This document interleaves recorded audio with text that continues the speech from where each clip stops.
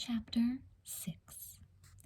Elizabeth was trying to concentrate on her article about the tryouts, but she couldn't hear herself think. The pulsing rhythms of Johnny Buck's latest album, The Buck Stops Here, came quite clearly through the wall of Jessica's room. With a sigh, Elizabeth closed her notebook and went next door. "Jess, could you turn that down, please?" Jessica was practicing cheering in front of the mirror as she sang along to the music. "What? Oh, yeah, go ahead," she said without turning around. Elizabeth walked over to the stereo and smiled as she noticed a striped cap sitting on one of the speakers. Elizabeth picked it up slowly and turned it around in her hands. No one would have known from looking at it that it was Jessica's most treasured possession. The last time Johnny Buck was in town for a concert, she and Jessica had joined the crowd outside his hotel in an attempt to get his autograph. Elizabeth was thrilled when Johnny had thrown his cap into the mob and she had caught it, but Jessica had insisted he had thrown it to her. After all, she argued, he was looking right at her when he threw it. Rather than argue, Elizabeth gave the cap to Jessica. She could see how much more important it was to her twin than to her. Elizabeth shrugged and put down the cap. A gorgeous rock star's cap wasn't worth a fight with your twin sister. Besides, Jessica was crazy about him. The focal point of her pink and white room was a full-length poster of Johnny Buck. The mirror could hardly be seen under all the clipped-out magazine pictures and newspaper stories about him. Jessica turned away from the mirror and kicked her right leg in front of her in a graceful leap. "Sorry it was so loud, but isn't that the most outrageous song Johnny's ever done?" Her sister shrugged. "I don't know. It's pretty good, I guess." "Pretty good?" Jessica ran to the poster of Johnny Buck and spread her hands over his ears. "Don't you listen to her. You're great. That's a great song." She pointed an accusing finger at her twin, her dimpled smile playing about the corners of her mouth. "You need a lesson in taste." Elizabeth laughed. "Yeah, that's what everyone keeps telling me." The smile quickly disappeared from Jessica's face. "Speaking of taste, Elizabeth," she strode over and lifted the tone arm off the record. "Would you please stop hanging around with Ken? It's humiliating." "What are you talking about?" Elizabeth laughed again. She refused to take the matter seriously. Her sister whirled around to face her. "I saw you walking home from school with him today. You can't deny it." "Jessica, I don't want to deny it. But don't worry, no one would think it was you. I was with Amy Sutton, too, and everyone knows you aren't exactly fond of her." Jessica closed her eyes. "That's not the point, Elizabeth." Jessica squeezed one hand with the other. Why couldn't Elizabeth understand?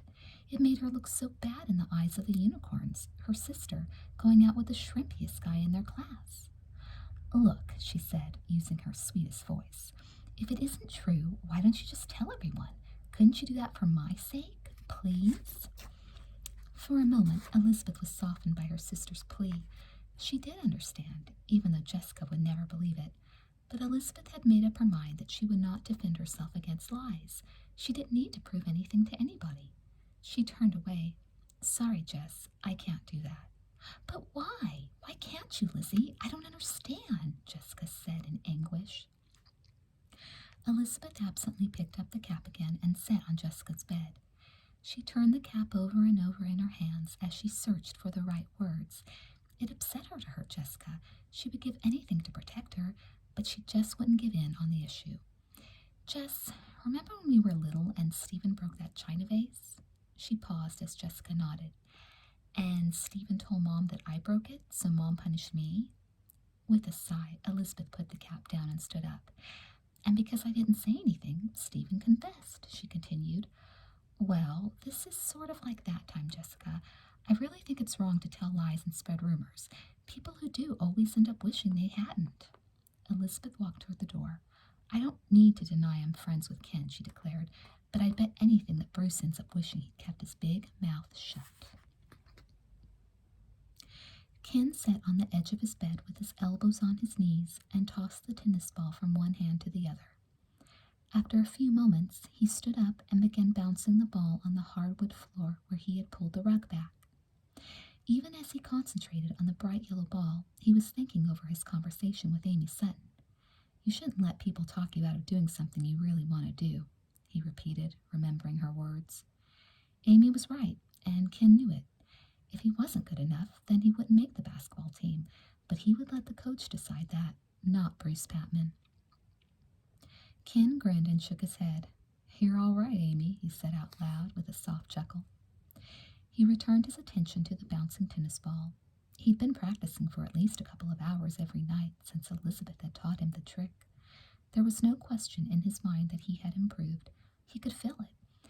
Now he constantly kept his eyes on the ball and never tried to shoot or pass blindly as he used to. It didn't matter that the ball was so much smaller than a basketball. He was confident that he could use the same concentration on the basketball court.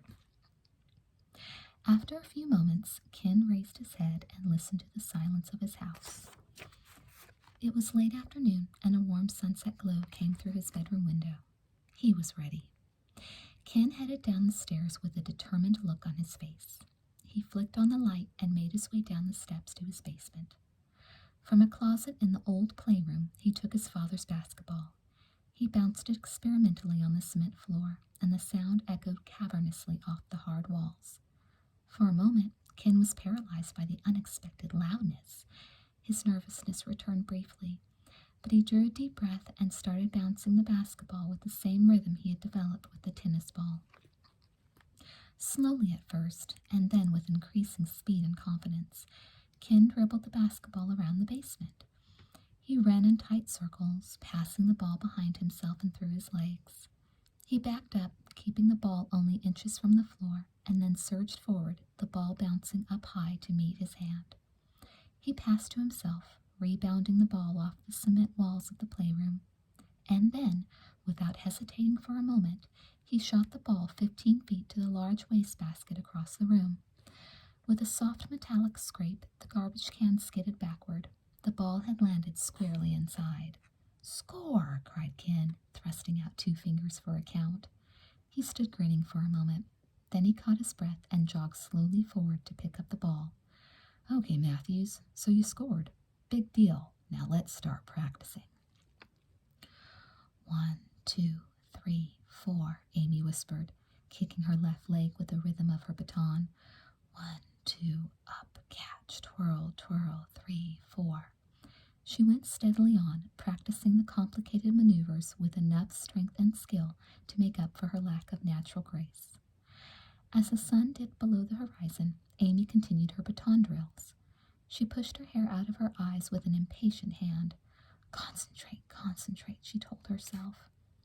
The flickering silver baton caught and reflected the last rays of the setting sun as it spun over Amy's head. She tossed it up and caught it with a flourish. "Not bad," she said, a grin highlighting her flushed face. "I'd say definite booster material." "Amy, aren't you coming inside? It's getting dark." Mrs. Sutton's figure was silhouetted against the light pouring from the doorway. "Yeah, Mom, right now." Amy jogged into the house from the backyard. She smiled as her mother put her arm around her.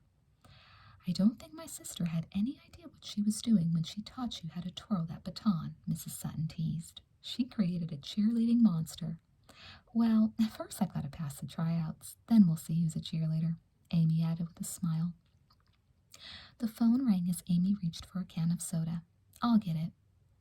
"Hello, Amy, is that you?" An unfamiliar voice came through the line. "Yes, who's this?" "It's Leila Fowler." "And Ellen," Ellen Reitman added, obviously speaking from an extension. Amy put the soda down, a feeling of anger and anxiety starting to creep in. It wasn't like that. The 2 unicorns were calling for pleasant chit-chat. "Listen, Amy," Leila began, "we really think you should drop out of the booster tryouts. There are plenty of other girls better than you." Amy's heart sank. Why would they call her to say this? "Do you mean you're making the cuts before the auditions?" she demanded, trying not to let her voice give away how nervous she was. There was a pause on the other end before Ellen spoke in a coaxing voice. "No, of course not, Amy. We just thought we'd save you the embarrassment of being rejected." "Yeah," cut in Leila, "so why not just forget it, Amy? Don't waste your time getting your hopes up. I bet you have a lot of work to do for the class newspaper." Amy swallowed. "Does Ms. Langberg know what you're doing?" There was another pause. Then Leila spoke again. No, of course she doesn't. This is just between us. We're only trying to do you a favor. What? The word came out with a surprised laugh. Suddenly, Amy felt in control. Listen, you guys, I don't know what your idea of a favor is, but this sure isn't mine. She rushed on before the unicorns could interrupt her.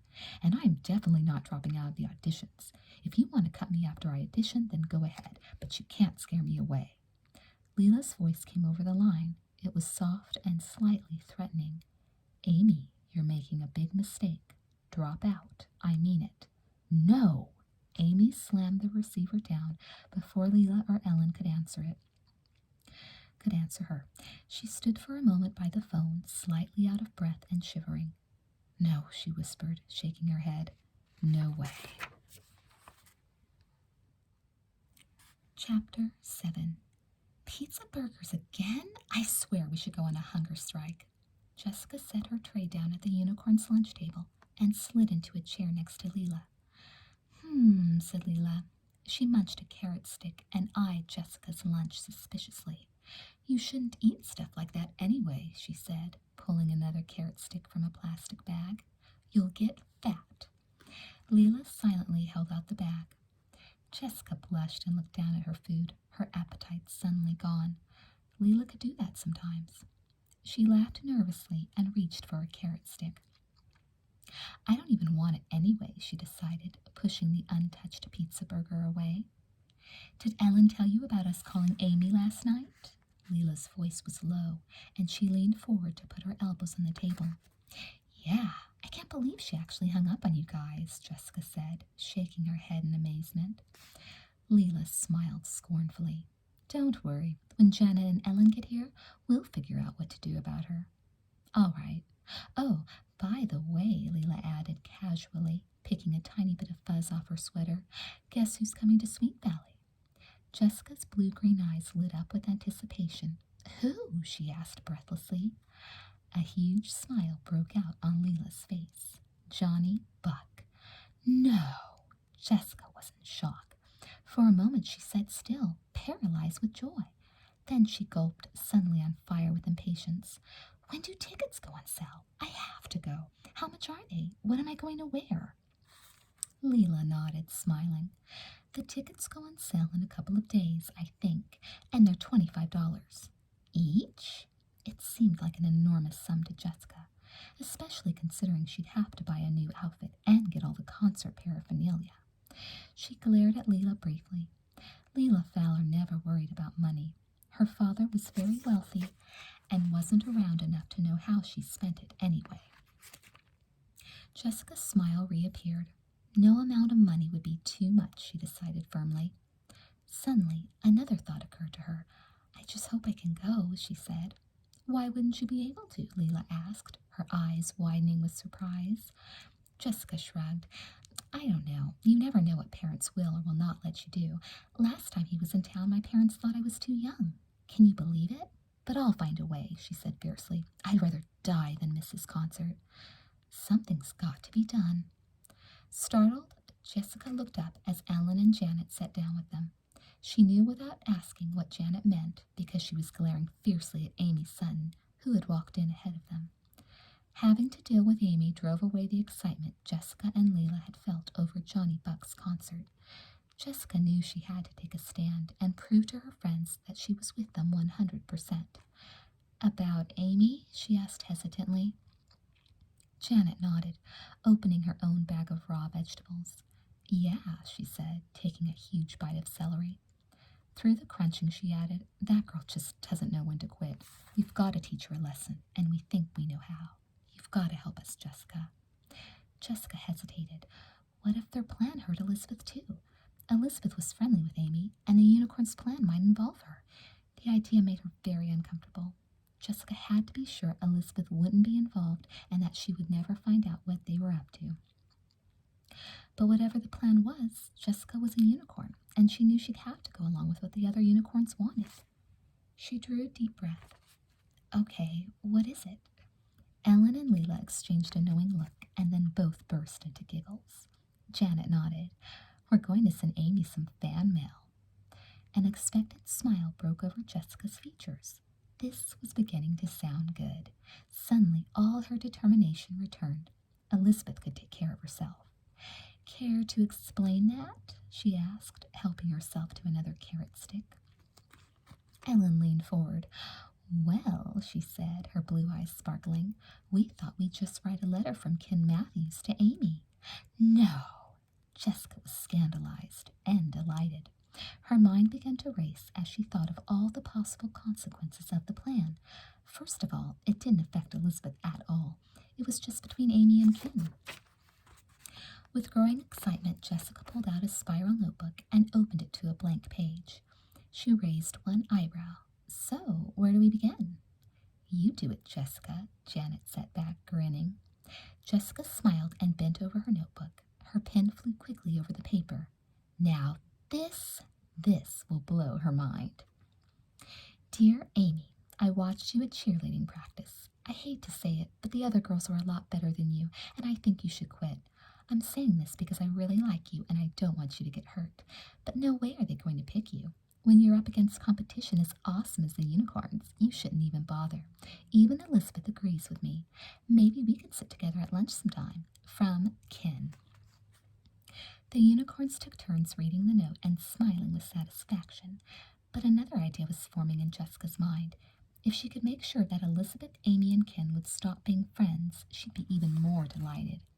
How about one more, she said slowly, as the plan unfolded itself. Let's write a little love letter to Ken from Amy. Ellen frowned. I don't get it.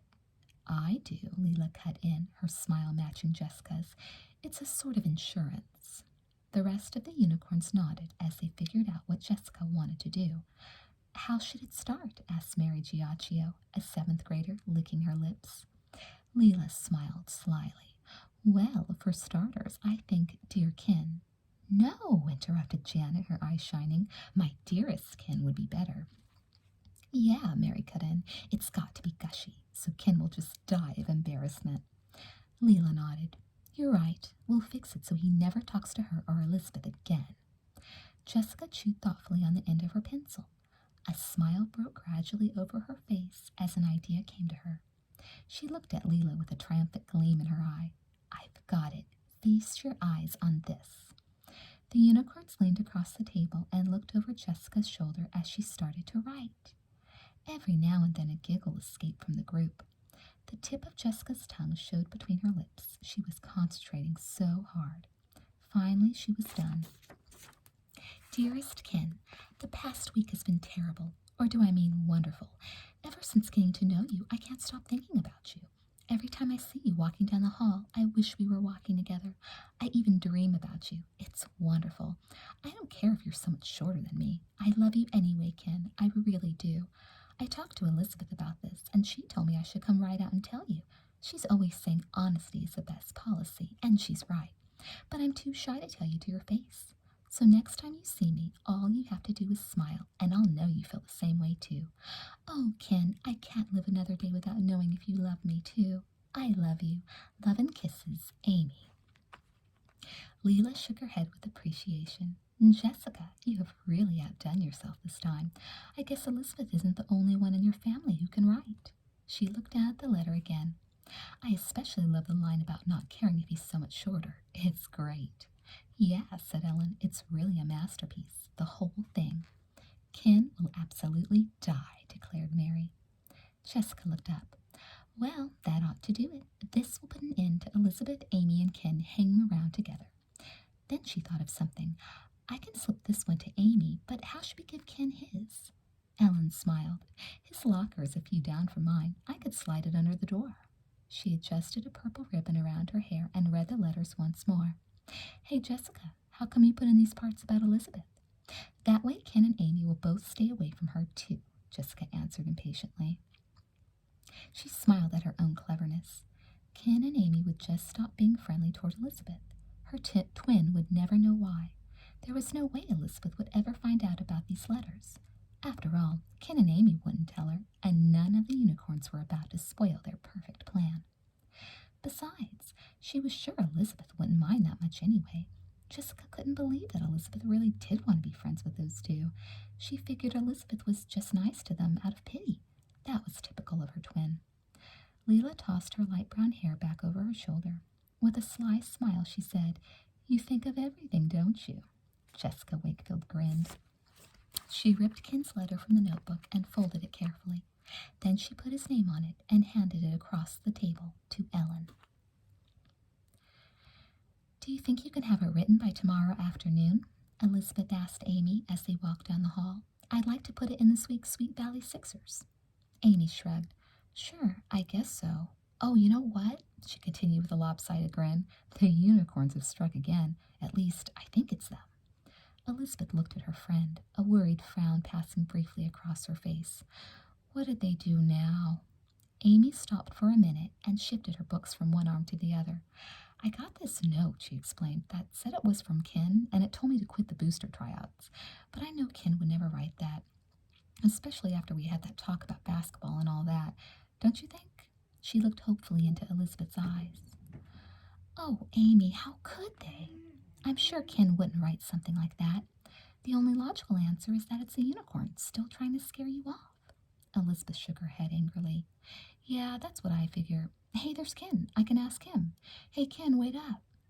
As Elizabeth and Amy hurried to meet Ken, he turned and saw them. To their surprise, he slammed his locker shut and rushed away down the hall. Amy stared at Elizabeth with an expression of disbelief. What was that all about? "Beats me," Elizabeth answered, looking down the hallway after Ken. "I guess something must be bothering him. It can't be that dumb letter. Maybe it's Bruce again." "Maybe," said Amy. She turned quickly to Elizabeth again. "Look, I'm going to go find him and see what's bugging him, okay? And just make sure about this letter. I'll see you later." Elizabeth nodded. "Sure. Bye, Amy." Within minutes, Amy had tracked Ken down outside the library. She was out of breath from running and had to grab his arm to get his attention. When Ken saw who it was, he turned bright red and pulled his arm away. He began backing up and stumbled over his shoelace. He fell over backward, his books flying in all directions. Amy bent down quickly to help him up. "Don't bother, I can get them," Ken mumbled. He avoided looking at her, but Amy could see his forehead was creased with an angry scowl. "Hey, Ken, what's wrong?" Amy dropped the book she'd picked up, feeling hurt and confused. Ken's face flushed even darker, and he awkwardly scrambled to his feet. He started to back away. "Nothing. I've got to go." He turned and ran, not looking back even once. Amy stood there, her own face flushed too. What was Ken upset about? Was he mad at her? She started walking back down the hallway, trying to figure out what she could have done to make him mad. Maybe he thought she'd dropped out of the booster tryouts. Maybe he'd heard about the unicorns trying to scare her off. Maybe he thought they had succeeded. "There's no way, Ken," Amy said to herself. "No way will I drop out, especially not now. I'll show them I'm not scared." Meanwhile, Ken hurried down the hall, feeling angry and embarrassed. Why did Amy have to go and spoil everything by writing that stupid letter? "Girls," he muttered, his face crimson. "Just when you started to be friends with them, they turned all mushy on you. But Amy? He never would have expected it of her. That was why he liked her in the first place. Now he could never face her again." "Did you do it?" Ellen looked in the mirror. The long row of bathroom stalls was reflected behind her. She took out a hairbrush and started brushing her glossy dark curls before she answered Leela. "Uh-huh, special delivery." Leela leaned forward over the sink and examined her face. When she spoke, she didn't bother to lower her voice. "Good. Serves Amy right, you know. This'll teach her for being so stubborn. I don't know why she ever thought she could try out for boosters." "Absolutely," Ellen agreed. "All I can say is she asked for it." She giggled. "Wouldn't you love to see the look on Ken's face when he read that love letter?" With one hand on her heart, Leela leaned back over the sink in a dramatic pose. "Oh, Ken," she gasped, "I can't live another day without knowing if you love me too." Ellen took another melodramatic pose, falling to one knee before Leela. "Every time I see you walking down the hall, I wish we were walking together." The two cousins collapsed into giggles. "Jessica is a true poet," declared Leela. "I've got to hand it to her. That letter was perfect." "Well, she had a good reason for wanting to get Ken," Ellen said, crossing her arms. "I would be completely humiliated if a sister of mine was hanging around with such a dork." The bathroom door opened and another girl came in. She looked timidly at the two unicorns. Leela gave the girl a look that clearly said, "Hurry up." When the two girls were alone again, Ellen took a final look in the mirror. "Well, you can be sure Ken will stay pretty far away from Elizabeth and Amy now. He'll be so embarrassed he won't even show up for basketball tryouts." She smiled slyly at Leela. "We fixed Amy and Ken for good." Leela Fowler smoothed the denim skirt she was wearing and gave her reflection a critical glance. "Not quite," she said slowly. Ellen looked at her sharply. "What's that supposed to mean?" she asked. "I mean, we're not done with Amy yet," Leela said firmly. "The final auditions are today, and if she's still stubborn enough to show up, we're going to have a little surprise for her." Ellen stared at Leela for a moment, waiting for her to explain further. She grew impatient. "What are we going to do?" With a toss of her head, Leela turned away. "Not until the auditions. Then I'll tell everyone at once." She waited to see if Ellen would object. After a moment, she turned back to face her. "Let's go." The two unicorns walked out of the girls' room into the bustling hallway of Sweet Valley Middle School. At the far end of the lavatory, the door of the last stall opened. Elizabeth Wakefield walked out, trying to control her trembling. She had never been so angry in her life. It was Jessica who had written that letter to Amy, but it seemed that wasn't the only letter. Elizabeth would take care of her twin later. For now, the important thing was to find Amy and stop her from going to the auditions before something terrible happened. Chapter 8. Elizabeth hurried down the empty corridor, anxiously checking her watch. The last class of the day had ended before she'd gone into the lavatory, and after-school activities didn't start for another 15 minutes. She had to find Amy. Elizabeth was terribly worried about her friend. If she went to the booster auditions, there was no telling what Leela would do to her. Lost in thought, Elizabeth rounded a corner and ran smack into Ken.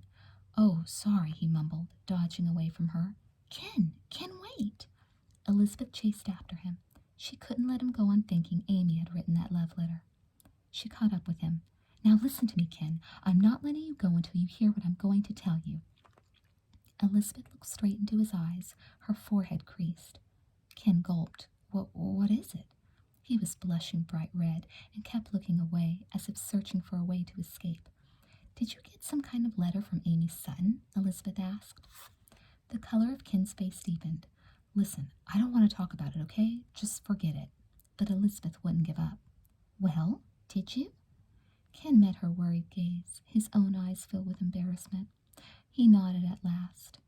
Elizabeth leaned back against the wall. "Amy didn't write it, you know." "Oh, come on, Elizabeth. You don't have to cover up for her." He sighed heavily. "I just don't want to talk about her. It doesn't matter anyway." "But it does." Elizabeth straightened up. "Amy is your friend. She's a good person to have as a friend." She looked frantically into his face. She hoped she would see something that told her he understood. "Ken, let me see the letter, please." Ken stared at her, a shocked expression on his face. "Are you kidding me?" He looked embarrassed again. "Besides, what makes you so sure I didn't throw it away?" Elizabeth shrugged. "I was just hoping you didn't. Did you?" With a sigh, Ken dug into his pocket. He pulled out the crumpled note and handed it to Elizabeth without a word. She took the letter and read it quickly. "Did you ever see Amy's handwriting?" she asked when she had finished. Ken shrugged. "No." "Well, I have, and it isn't like this." It was her turn to look embarrassed. "But I do know whose handwriting this is." "Well?" Ken looked at her expectantly. Elizabeth's mouth was set in a stern line. "It's my sister's." Confusion spread over Ken's face. "What? I don't—" His voice trailed off. "You see," Elizabeth began, "Jessica and the unicorns think they can make people do anything they want. Like they didn't want you and me to be friends, and they didn't want you and Amy to be friends, and they don't want Amy trying out for boosters." Ken shook his head. "I still don't get it. So why did Jessica write this letter and sign Amy's name?" "Because they knew you'd get really angry when you read it and never talk to Amy again. Or me either." Elizabeth shook her head sadly. Ken let out a low whistle. "You mean they hate her so much they just want to hurt her? Like this?" "I don't know." A puzzled frown creased Elizabeth's forehead. "They even wrote her a fake note from you. I'm not sure they really hate her. They just don't want her trying out for the boosters. They don't think she's pretty enough or something, so they wanted to hurt her enough to make her quit. She gave an angry shake of her head. I don't know. It's just so stupid and mean. There was silence for a moment. Elizabeth bit her lip and looked at Ken. I'm really sorry, Ken. What for? You didn't write it. Elizabeth nodded. I know, but Jessica did, so I feel partly to blame for it. That's one of the consequences of being a twin. The two started walking down the hallway toward the gym. Look, Ken continued, just because you two are identical twins doesn't mean you're the same person. Let's just forget it, okay? They walked for a moment in silence. Then Ken chuckled. I really couldn't believe Amy would write it anyway. Well, of course not, Elizabeth laughed, tossing her golden ponytail. Amy would never do something like that. She knew you couldn't have written the one she got. With a shrug of his shoulders, Ken gave Elizabeth a sheepish grin. Well, I guess I better straighten it out with her. After the way I've been acting, she must think I'm crazy.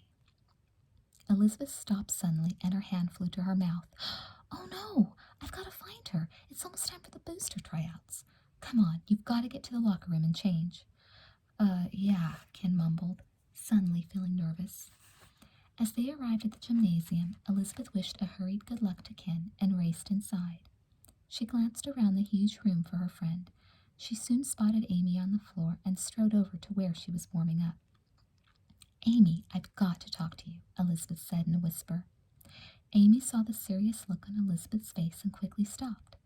What's wrong? Elizabeth came straight to the point. I overheard Leela and Ellen in the girls' room. The unicorns wrote that letter to you. They also wrote a love letter to Ken and signed your name. What? Amy stared open-mouthed at Elizabeth. She shook her head slowly. Ken? She said, an angry frown pulling her brows together. No wonder. Elizabeth stood silently watching her friend. She had just told on Jessica, and she felt terrible. But Jessica had hurt two people who hadn't done anything wrong, and even if she felt like a traitor, Elizabeth couldn't let her sister spoil her friendship with Amy. Amy sniffed and looked over at the unicorns. Trying to control her emotions, she pressed her lips together and drew a deep breath. I can't believe it. No, I can believe it. She turned back to Elizabeth, her voice bitter. Do you know what they did last night? All I know is they called you, Elizabeth answered, but what did they say? Amy gave a short laugh. They told me that I should drop out of the tryouts because they didn't want to see me get hurt, she said with heavy sarcasm. They said they wanted to keep me from being rejected, so they were doing me a favor, the same stuff Ken supposedly wrote. Well, what did you say? Elizabeth asked. Amy shrugged. What else? I said they couldn't scare me off like that. If they wanted to cut me after the audition, fine, but there was no way I was going to quit just because they wanted me to. She shook her head again, as if she still couldn't believe what they had done. It really burns me up that they think they can scare me away that easily. Elizabeth shook her head too. Well, from what I could tell from their conversation, one of the reasons they wrote that letter was to get back at you for not dropping out. Being stubborn, they called it. She paused, looking at her friend. I'm sorry, Amy. Walking slowly to the bleachers, Amy smiled for the first time. Hey, maybe some people can't tell you and Jessica apart, but I can. You don't have to apologize. Thanks. Elizabeth joined her on the bottom step of the bleachers. She sighed. Well, I guess they won, though, after all. Amy stared at her in surprise. What are you talking about?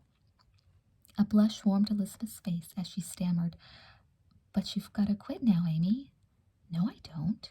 Elizabeth's face grew hot as she tried desperately to save her friend from embarrassment. But Amy, they would rather die than let you on the team now. And even if they did, how could you want to hang around with girls who did this to you? Elizabeth, I've told you, I don't want to be a unicorn. I don't want to be friendly with them. I don't want to hang out with them. I just want to be a cheerleader. Amy's voice was low and intense. She clenched her fists with pent-up emotion. An uncomfortable silence increased the tension between the two girls. Elizabeth didn't know what to say. All she knew was that the unicorns were going to do something terrible to Amy if she couldn't convince her friend to pull out of the auditions. Amy looked across the gym to where the other girls were warming up. Elizabeth, I'm really surprised at you. After all that talk with Ken about doing what you want no matter how many people are against you, doesn't that apply to me too? She looked at Elizabeth accusingly. Anyway, Amy continued, it just wouldn't be right if I let them win. Even if I didn't want to be a cheerleader anymore, I'd go through with the audition just to keep them from getting their way. Somebody's got to stand up to them. She stood up. So, are you going to watch? She asked, not looking at Elizabeth. Amy, don't. Elizabeth grabbed Amy's arm. Don't you see? They aren't going to let you just audition and walk away. They're going to do something to you. Like what? Amy laughed unsteadily. They can't murder me in front of the whole gym, you know. Elizabeth shook her head sadly. Her turquoise eyes were filled with worry, but Amy's words had stung her. Didn't the things she had said to Ken apply to Amy too? Had she been guilty of encouraging him to do what she wanted Amy to give up on? She just wished there was some way to convince Amy that she'd be better off quitting. I don't know what they're planning. Leela wouldn't tell Ellen until they got here. But Amy, Leela said they were really going to fix you. She looked frantically to either side of the gym. The bleachers were filling up with students waiting for the booster auditions and the basketball tryouts. And whatever it is, it's going to be in front of practically the whole school. Amy looked around uneasily. By nature, she was a shy girl, and she had come this far only because she wanted so much to be a cheerleader. The possibility of being set up by the unicorns in front of so many people almost made her give in. But she caught sight of Leela Fowler at the other end of the gym, and thinking of Leela's voice telling her they wanted to do her a favor made Amy mad enough to be brave. She faced Elizabeth. You're probably right, she said, nervously pulling at her limp hair, but I don't care. Her voice strengthened. I think I'm good enough so that they'll have to accept me, whether they want to or not. Ms. Langberg will be watching too, so they can't cut me if I'm really good. Elizabeth sighed. She knew that Amy was right to stick up for herself, and she admired the way her friend was ready to face the unicorns. I just hope you're right, she said finally. She looked into Amy's blue eyes. Suddenly she smiled. Well, good luck. Amy grinned back. Thanks, Elizabeth. I think I'll need it. Chapter 9. Ken braced himself as he pushed open the locker room door. He expected to hear at least one person yell midget at him when he walked in, but the other boys were too busy getting ready. Nobody seemed even to notice him. He walked to his locker and sat down on the bench. Even though he knew he was a lot better than he had been the week before, he was nervous, and for some reason he couldn't open his gym bag. He just sat looking at the other guys, thinking how tall they all were and how short he was. The longer he sat, the harder it was for him to change into his gym clothes. In his imagination, he saw his dad playing basketball with crowds cheering him. Finally, with an angry cry, he grabbed his bag and ran out of the locker room. And for the second time that day, he ran right into Elizabeth Wakefield, who was leaning over the water fountain for a drink. Ken, what's going on? She quickly took in his angry scowl and his unpacked gym bag. Her eyes widened in alarm. You're not leaving, are you? Let's just forget it, Elizabeth, okay? Ken turned away, his fists clenched. His face was an angry red. Elizabeth moved around so she was in front of him and made him look at her. What happened? Did someone bother you again? She shook her head. I thought you decided you didn't care about that anymore. No, Ken sighed wearily, but I know that as soon as I got out there on the court, Bruce would... He broke off, struggling to explain. I just couldn't take it, Elizabeth. Oh, come on, Elizabeth cut in angrily. How long are you going to let him get in your way? Ken just looked at her, too ashamed and disappointed in himself to speak. Elizabeth decided to use a different approach. Listen, Ken, she continued in a softer tone. You know what Amy said when I told her about that letter you got? He shook his head silently. I expected her to drop out of the auditions because she wouldn't have to have anything to do with the boosters. But you know what she said? Ken shook his head again. No, what? She said that she'd go through with it now, even if she didn't want to be a cheerleader. Elizabeth nodded when she saw how surprised and impressed Ken was, just so she could keep Leela Fowler and those unicorns from getting their way. Ken stared at her, his expression a mixture of astonishment and admiration. She said that? He wondered aloud. Yeah, Elizabeth replied, folding her arms triumphantly. Now are you going to let Amy go through her auditions and chicken out yourself? A hot blush colored Ken's features again. He lifted his chin, a new expression on his face. No, he said, I'll do it. I'll do it for Amy. Elizabeth breathed a sigh of relief. That's great, Ken. Good luck. She waited and watched until he had gone back into the locker room. Then she returned to the gym. The boosters were just starting to get underway as Elizabeth found a seat on the bleachers. There were about 25 girls present, a lot fewer than had come to the first audition, and many of them were already turning in their batons. Elizabeth guessed baton twirling was really harder than it looked. Within minutes, there were only unicorns, friends of unicorns, and Amy Sutton left at the tryouts. Elizabeth wondered if the boosters had made any other phone calls, successful ones. Maybe that was why there weren't any undesirables left except Amy. Leela stepped forward to make an announcement. Okay, this is what we're going to do next. All of you line up and hold out your batons. Then follow Ellen. She's going to do some basic stuff. If you mess up, you're out. A ripple of surprise went through the girls and the crowd of people watching them. It was a harsh test, Elizabeth thought. She glanced over to where Miss Langberg was standing to oversee the auditions. The gym teacher looked a little surprised, but she didn't say anything. Elizabeth watched Leela again. Leela nodded. Go ahead, Ellen. Looking very self-conscious, Ellen began going through the simpler baton drills. Most of the girls could follow, but as the twirling became more complicated, batons started dropping. Amy bit her lip in concentration, forcing herself to be calm. She couldn't let the baton drop. She just couldn't. She avoided looking at any of the other girls in case she lost her nerve. Keep your elbows relaxed, she said to herself. Keep your eye on the baton. Stand up straight. Elizabeth's attention was focused on Amy.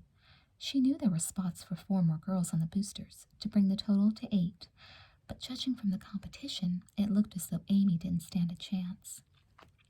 After all, 4 of the girls left were good friends of at least 1 unicorn, and 2 of them were unicorns. Elizabeth sighed. Poor Amy, she thought. She'll be so disappointed. Suddenly a noise made her look toward the other end of the gym. Boys had started coming out of the locker room, and from the shouts and whoops of laughter, Elizabeth could tell they were all in high spirits for the tryouts. She quickly scanned the crowd of fast-moving boys, looking for Ken. There was no sign of him yet. Bruce Patman was easy to spot, though. He always seemed to want more attention than anybody else. At that moment, he was making a big deal out of shooting from the foul line, but Coach Castles took charge just then. Okay, gents, let's start some layups for practice. Let's go, let's go. The coach's voice boomed out into the vast room. Ellen paused briefly as she led the girls through the drills. She exchanged a look of frustration with the other boosters. It made them angry to have to share the crowd's attention. And the noise seemed to be having a bad effect on some of the girls trying out. In rapid succession, 3 girls lost their concentration and dropped their batons. With unhappy frowns, they stepped out of line and sat down. Amy forced herself to be deaf to the loud distractions on the other side of the gym. Just keep going, she said to herself. Don't look at them. When Ellen was done, there were only 7 girls left, including Amy. Jessica, Leela, and Ellen were standing to one side. They had been watching Amy very carefully, and they were angry and worried because she hadn't messed up yet. What do we do if she's good? Whispered Ellen. She nodded in Amy's direction. Jessica rubbed her palms in her tights, wondering the same thing. She won't be. Don't worry, she whispered back. She's the biggest klutzoid in California. But Jessica wasn't as confident as she looked. Amy wasn't being so klutzy after all. Well, she'll definitely spaz out when it's her turn to solo, she said under her breath. It was practically guaranteed. The 3 girls suddenly realized that Ellen and the others were looking their way, waiting for the next step. Leela squared her shoulders and walked forward again. All right, now for those of you still left, you're each going to have a chance to do a cheer with us boosters, and then we'll lead right into the baton routine. She looked at the girls with a warm smile on her face. The smile faded when her eyes rested on Amy, but she soon pulled herself together. She quickly turned to Miss Langberg. Do you think that's a good way to do it, Miss Langberg? She asked. She didn't want to take any chances, so she was pretending that they were letting their gym teacher have the final say on the auditions. Fine, Leela, Miss Langberg said. Go ahead.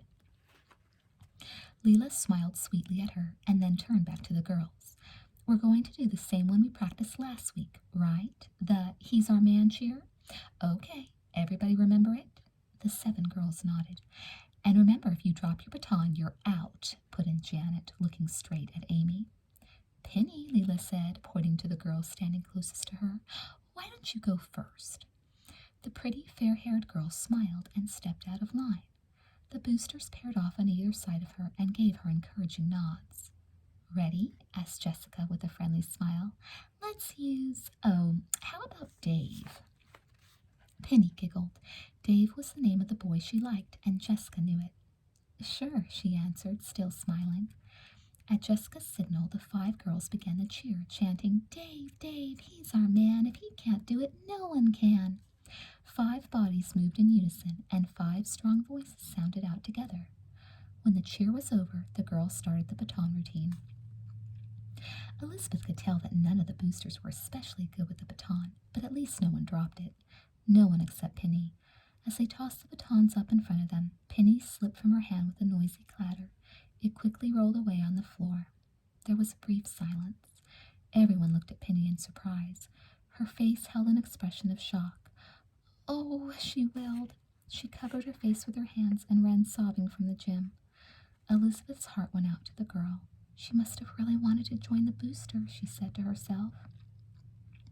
The thought reminded her of Ken, and she quickly looked over to see if he had come out yet. For a moment she was afraid he had left after all. Then she saw him. He was standing by himself to one side, slowly dribbling a basketball. As she was watching him, Ken looked up. He nodded, and Elizabeth breathed a sigh of relief. Well, Leela said after Penny disappeared. She shrugged. Okay, who's next? Grace? Another friend of the unicorns walked up to the boosters, and they settled on a name to use. The cheer was repeated, and the girls began the baton twirling. True to her name, Grace finished without any mistakes. There was scattered applause from the crowd in the bleachers. Grace blushed, and Leela patted her on the shoulder. That was perfect, Grace. The applause attracted the attention of the basketball players. Some of them stopped to watch the cheerleading tryouts. Amy shifted from one foot to the other. She was nervous as she watched the girls perform. I can do it, she told herself every 10 seconds. I can do that. One by one, the other girls did the cheer with Jessica, Leela, Janet, and Ellen. No one else dropped the baton, but some were definitely better than others. Amy pulled nervously at her hair. Waiting to go last always made her tense. She just wanted to hurry up and get it over with. And she hadn't forgotten Elizabeth's warning either. She repeated her own words to herself. They can't murder me in front of the whole gym. But knowing the unicorns, they might come close. Amy! She jumped, startled from her thoughts. The 4 boosters were looking at her impatiently. It was her turn. She came forward and stood between Jessica and Ellen. Leela and Janet were at the ends. I'm ready, Amy said, forcing her voice to sound sure and confident. Jessica nodded and glanced quickly at Leela, who was standing next to her. Leela nodded too and tried to keep a grin from coming to her lips. All right, Amy, Jessica said with an innocent smile. Now you know what to do. We'll all do the cheer with you, so you don't have to feel shy or anything. Amy's lips were dry, and she licked them nervously. Sure, no problem. Okay, men, stop gawking at the ladies and line up. Count off by 2s, Coach Castles yelled to the boys, who were just standing and watching. They ran to join the line. Now, continued Jessica.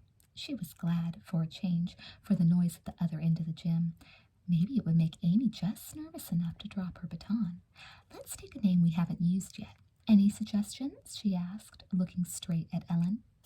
Ellen pretended to be thinking.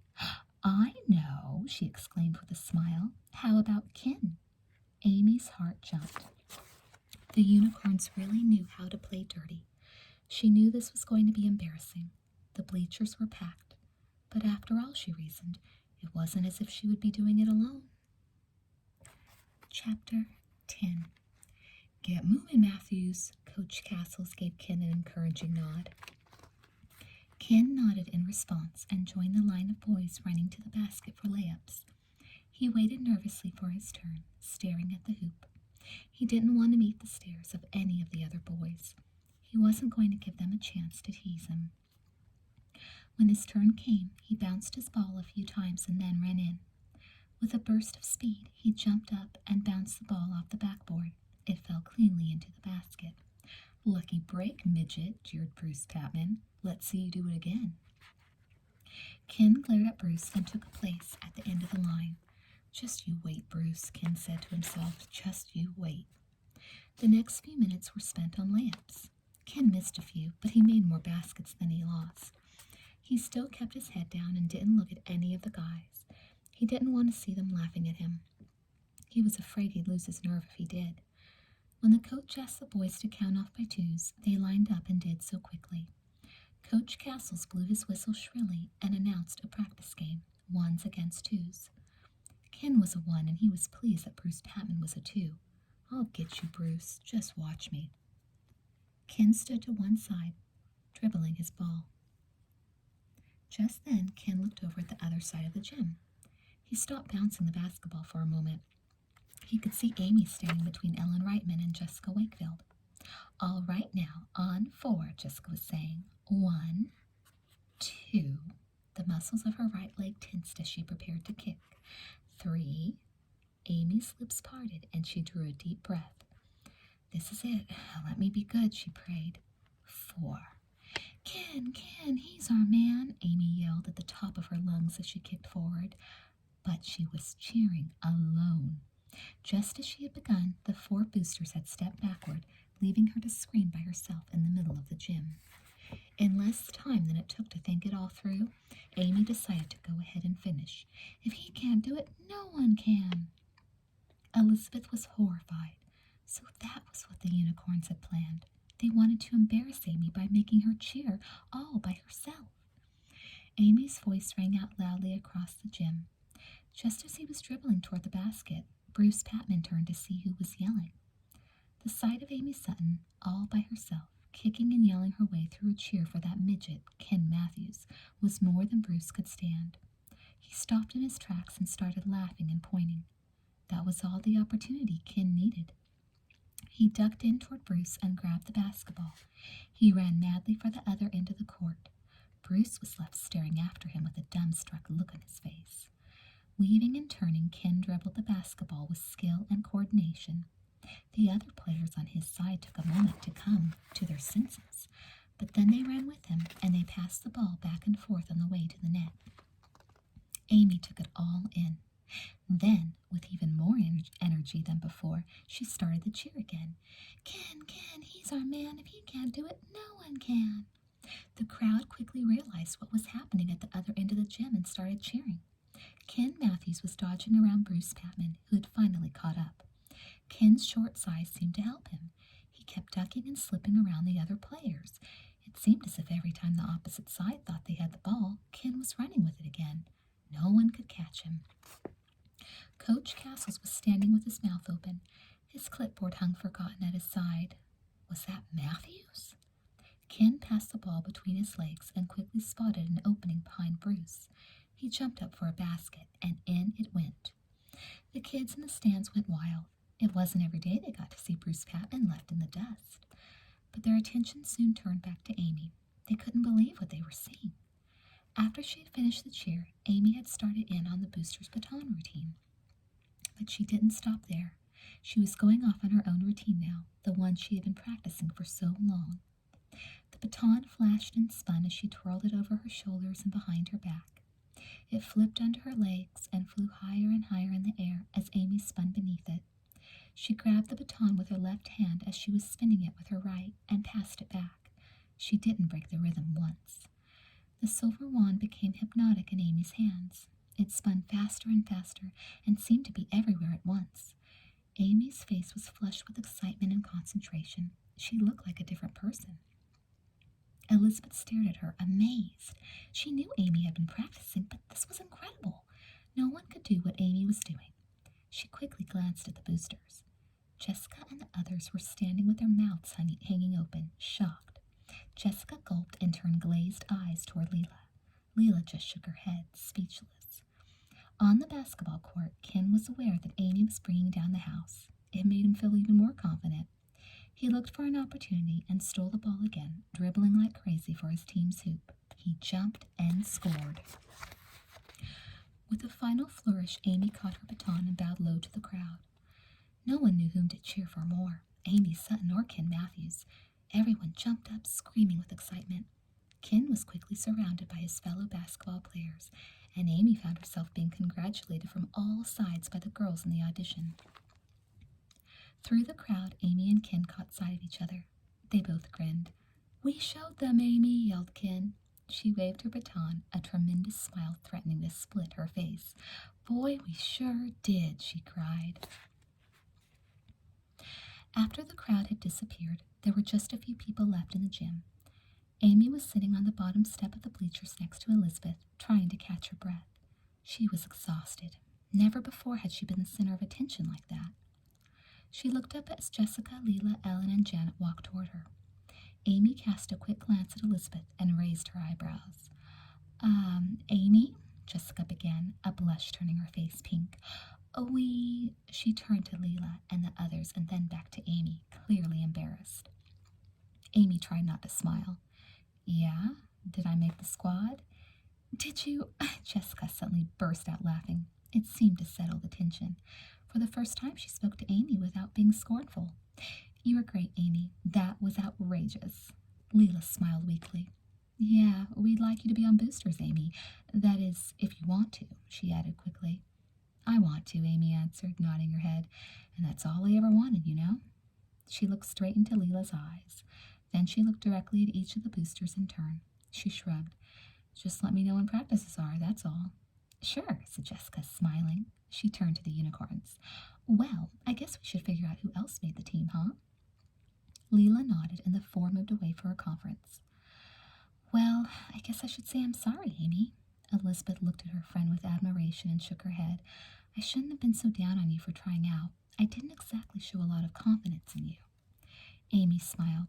"That's okay. I always knew you were just trying to get me to quit because you didn't want me to get hurt." The two were silent for a moment. Slowly a grin stole over Amy's face. Elizabeth grinned back. Soon Amy was laughing. "I almost died when I had to do that cheer all by myself." By then Elizabeth was chuckling too. "Well, it's a good thing you didn't, or you wouldn't have gotten to see the unicorns beg you to join the boosters." Amy glanced over to the door of the boys' locker room. "Hey, there's Ken." Ken caught sight of them and came jogging over. He had just showered and changed, and he looked happy and relaxed. "Phew," he exclaimed, sitting down between the two girls. "This has been some day." "Listen, did you make the team?" Amy asked. "Am I going to get to cheer for you again?" Her eyes were sparkling. Ken laughed. "Did I? The coach told me when we got inside the locker room that he was really proud that I'd be carrying on the Matthews tradition at Sweet Valley." He chuckled again, but was suddenly serious. "I don't know how to tell my dad," he admitted with a nervous smile. "Why?" Amy's voice rose. "He'll be so happy, Ken." She looked at him, and a thought occurred to her. "Does he even know you were trying out?" Ken covered his eyes with one hand and shook his head as though he were ashamed of himself. But the next moment he was peeking through his fingers and grinning at the two girls. "No, it's a surprise." Amy and Elizabeth laughed with him, and Elizabeth stood up. "Come on, you two winners," she teased. "Let's all go to my house and make celebration milkshakes. What do you say?" Amy and Ken stood up too. The three of them looked at one another for a moment. Then they all burst into laughter. Ken nodded. "Come on, let's go." "Hey, by the way," Amy said, suddenly about halfway to the Wakefields' home. "You know, I heard Johnny Buck is coming to Sweet Valley. Are you going to go?" Elizabeth was surprised and immediately thought of Jessica.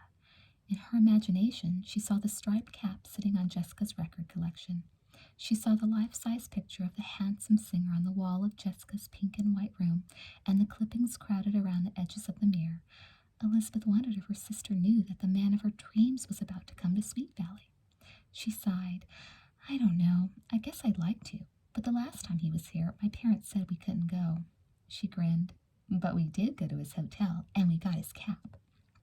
Amy shook her head with good-natured envy. Everyone in their school knew about Johnny Buck's hat. "Boy, I'd even miss his concert to get a hat," she said. Elizabeth chuckled. "Well, I don't think Jessica would. This time she won't settle for just a hat," she added, suddenly serious. "If I know my sister, she'll do anything to go to that concert." Will Jessica find a way to attend Johnny Buck's concert? Find out in Sweet Valley Twins number 5, Sneaking Out.